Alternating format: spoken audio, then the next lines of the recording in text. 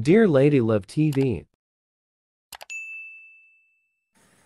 Love Obsession with a Billionaire, tunghayan natin ng ika-17 bahagi. 2 weeks later, bakit kailangan mong sumama kay mommy? Bakit hindi ka pwede sumama sa amin?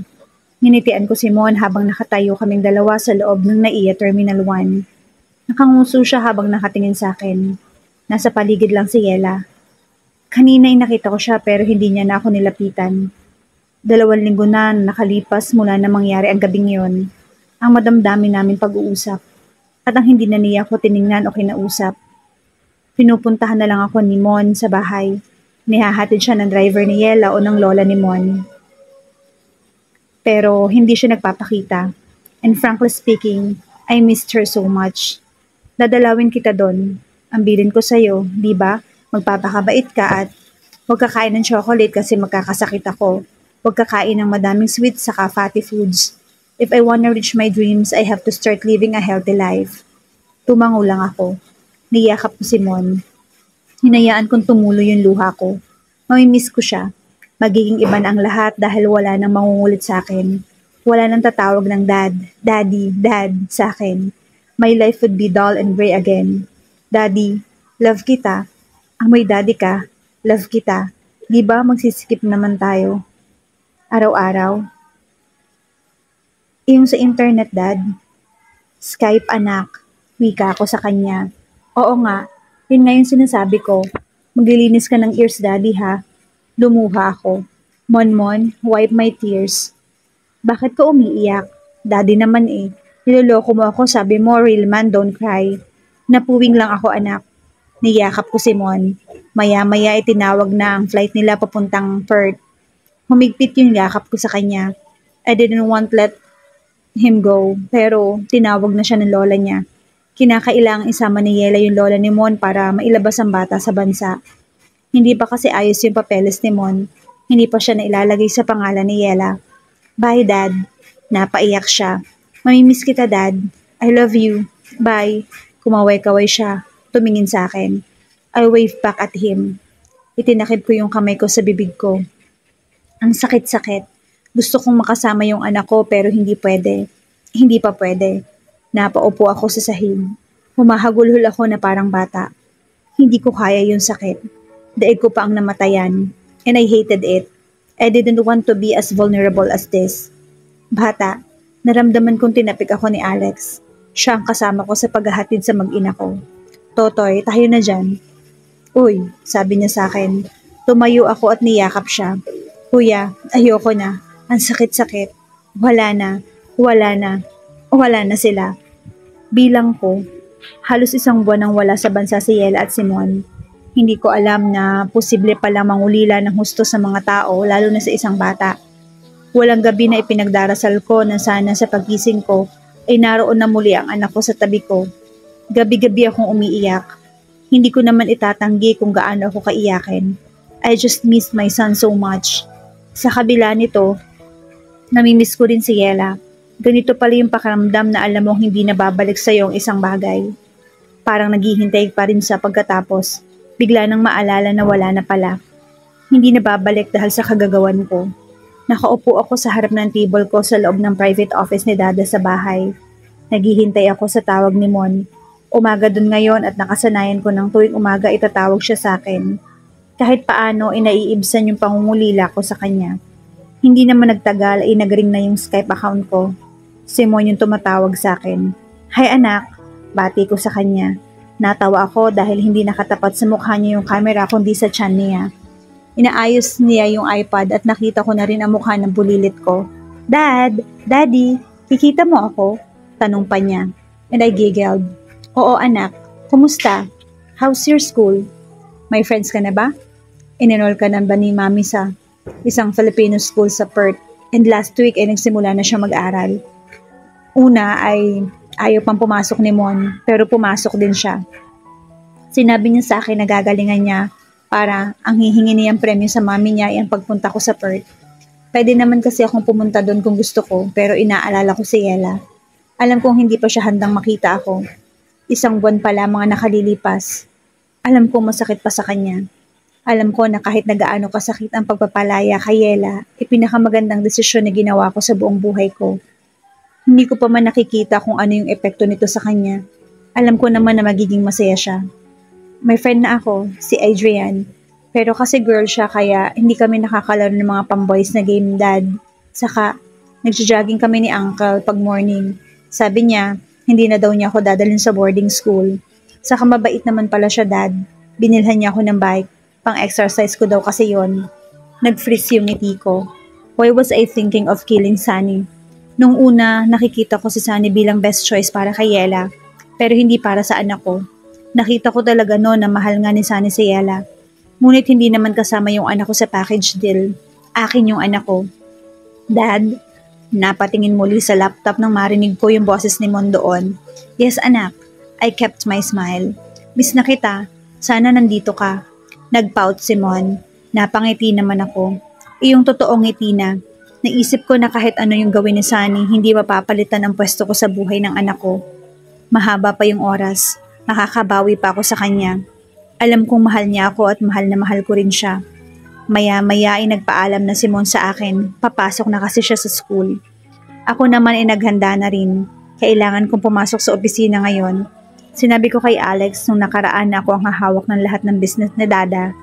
Kailangan ko yon para makalimutan ko ang sakit ng paglayo ng anak ko. I went to the office, baon ko ang ngiti ni Mon sa akin. Iyon na nakapagpapasaya ng araw ko maliban sa panakanak ang pagtingin ko sa Instagram account ni Yela. Hindi ko siya nakakausap. Hindi ko pwedeng tanungin si Mon tungkol sa kanya. Ang gusto ko lang ay maging maayos siya. Hindi para sa sarili ko, kundi para sa kanya. Gusto kong makita ang dati niyang ngiti. And I smiled to myself. May bago siyang post sa IG niya. Picture niya noon na may hawak na bulaklak. Nakatingin siya sa camera at nakangiti. Huminga lang ako ng malalim. Hindi pa rin iyon ang dating ngiti niya. Kulang pa rin. Hindi umaabot sa kanyang mga mata. Ibinaba ko yung phone ko at saka nagsimula ng magtrabaho. Ganoon lang ang araw ko. Walang masyadong highlight. Ang pinaka-highlight yata noon ay ang pagdaan ko sa lugar kung saan ko huling nakausap si Yela. Parang nakikita ko pa yung sarili naming dalawa habang nag-iiyakan doon. I sighed. Maraming nagbago.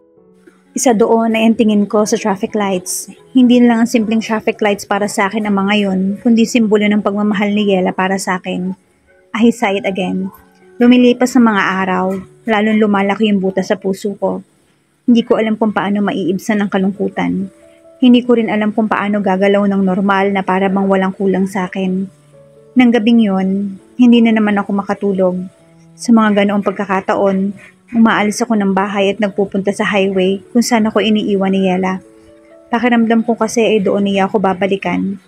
Matuling lumipas ang 4 na buwan. Walang palya ang usap namin ni Mon.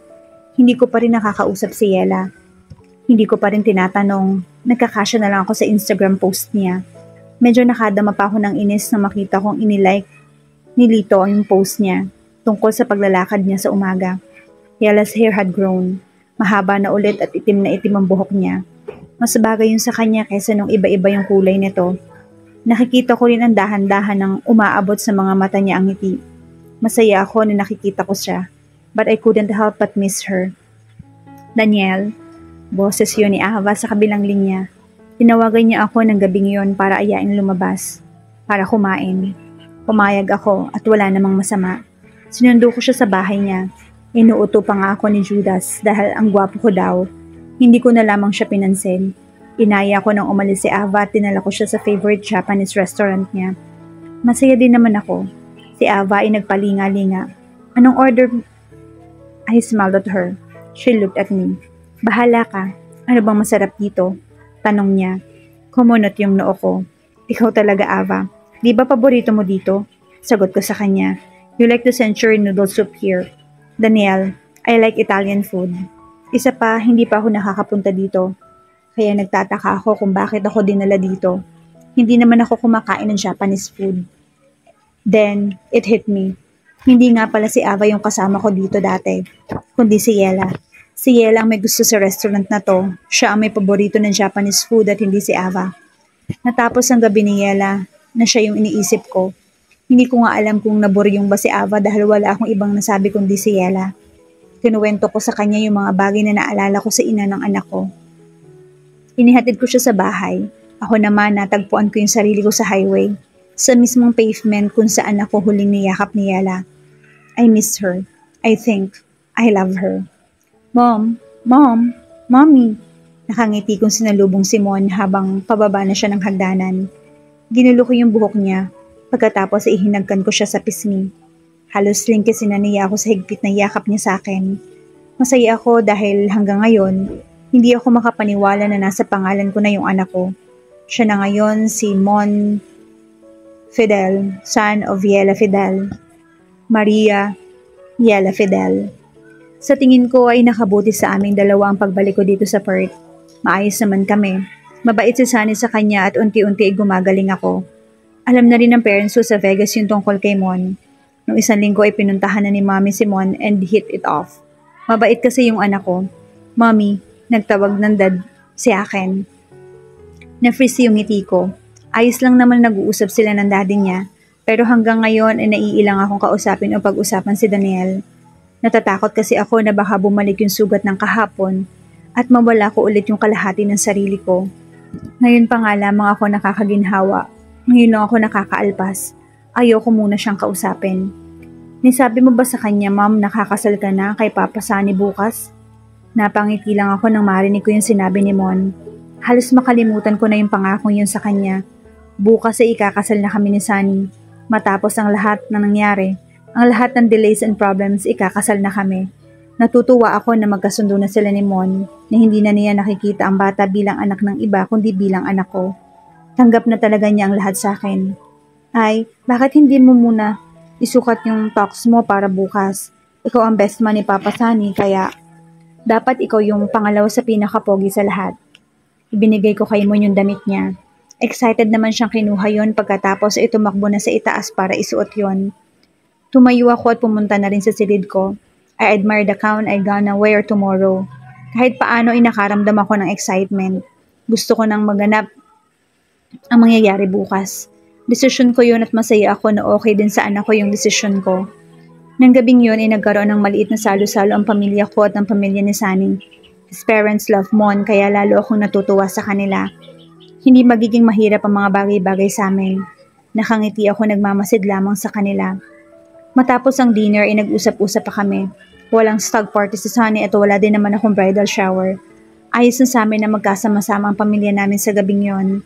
Bago tuloy ang lumalim ang gabi ay nagpaalam na sila sa amin. Biniro pa ako ni Sunny na baka daw hindi ko siya siputin. Aba, syempre sisiputin ko siya. Hindi pwedeng hindi. He kissed me and waved goodbye to Mon. Natulog na kami ng anak ko. Nakatulog ako at iyon ang isang bagay na bago sa akin. Dati kailangan ko pang uminom o manigarilyo bago makatulog, pero ngayon, natural na lang sa akin yon. Naninigarilyo. Hindi na rin. At kaya ko nang tingnan yung sarili ko sa salamin na hindi si Daniel yung nakikita ko o ang mga sugat na idinulot niya sa akin. Kinabukasan ay maaga ako nagising. Nagayos ako para sa aking big day. Sina mama ang nag-ayos kay Mon. Ako naman ay naluluha habang pinagmamasdan ko sila. Masaya ako.